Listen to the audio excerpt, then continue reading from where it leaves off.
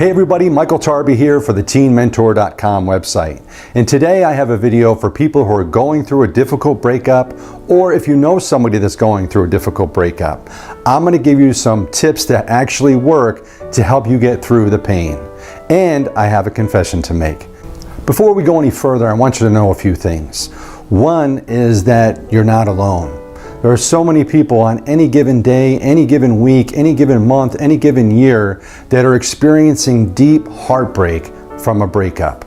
So I want you to know that you're not the only one, and to know that if you are having a difficult time, there's nothing wrong with you.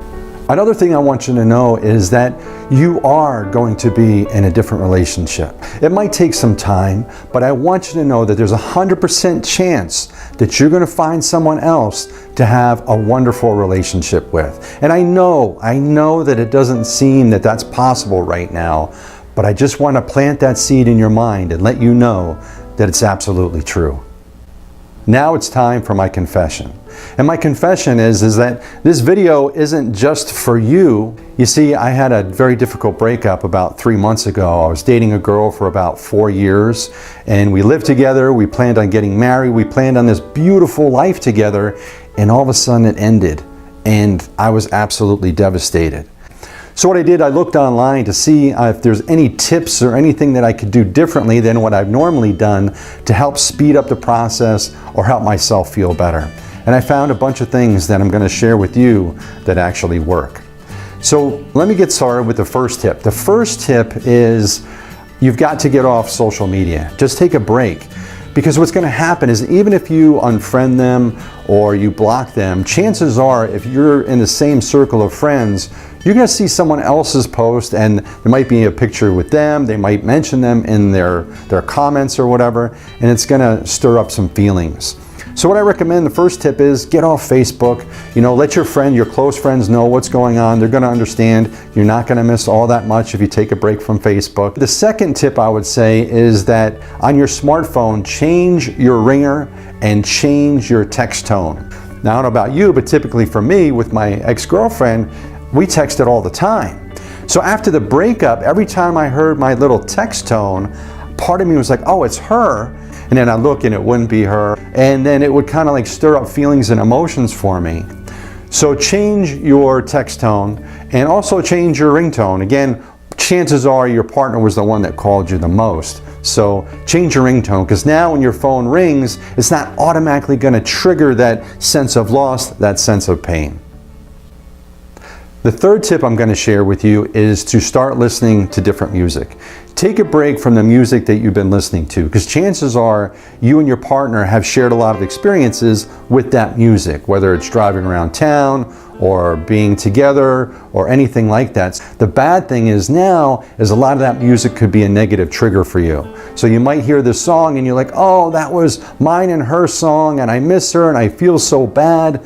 Just take a break from whatever music you've been listening to. The fourth tip I'm going to give you is to get rid of anything that reminds you of your partner. I'm talking about stuffed animals, I'm talking about photos, I'm talking about letters or cards. And this is kind of a personal decision. So do what you feel comfortable with. And it's amazing that even if you do just a little bit, you will feel a little bit lighter. So if you don't feel comfortable with all of that, just do a little bit and see how you feel, because it might be difficult. It might really feel scary, but in the long run, it's going to start your healing process much quicker. The fifth tip I'm going to give you is to get involved in something new. Get involved in a new project. Get involved in something that you're passionate about, that you want to do. Maybe it's something that you've wanted to do for a while, but all the time that you were spending with your partner, you weren't able to. Why this is so helpful is because it's going to get your mind off your partner, and it's going to be something constructive. It's not just going to be about laying around the house and moping and being lazy and having no motivation. That's not really going to serve you. One of the best things that you can do when you're feeling depressed or sad is to be active. Get more active. What I did when my girlfriend left 3 months ago, I threw myself into getting back in shape. Been working out, watching what I eat, and I lost about 15 pounds. The sixth tip I want to offer you is that many times after a relationship is over, we tend to romanticize or idealize our partner.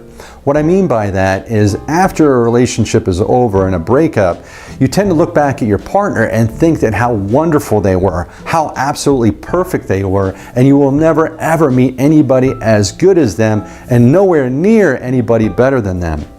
If you feel like that, it's hard to kind of have hope, or it's hard to even want to move forward with someone else in the future. And if that sounds like you or where you're at right now, you can try this exercise. What I'd like you to do is start writing things down that weren't so great about your partner. Now, the truth is, no matter how perfect you think they were, there were things about them that you would have liked to have been different. And that's just that's just human nature. That's not anything wrong with them or you, or not bashing your partner, but it's just the truth.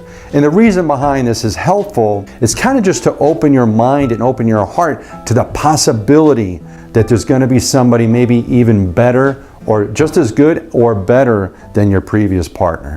The seventh and last tip I have for you is a big one. And this tip is to be gentle with yourself. You know, I used to be in the medical field, and I was talking to a doctor one time, and he asked me, he says, you know what the secret to healing is? You know what the secret to being valuable as a doctor is? And I said, no. And he said, time. He said the whole thing with medicine is to allow the body time to heal on its own. And that's what doctors many times do, is they stabilize the patient. They manage your symptoms, and you just need time for your body to naturally heal. And when I thought about that, I really thought it's the same with a broken heart. That's why it's so important to be gentle with yourself. Don't be hard on yourself. Don't beat yourself up. Don't think there's anything wrong with you. Have hope that you are going to meet somebody in the future, because you're absolutely worthy, you're absolutely deserving, you're absolutely loving. I know it's difficult at the time to understand that, and it's so difficult to believe that. But give yourself the space and time, and eventually your mind and your body and your heart will start knowing that it's true.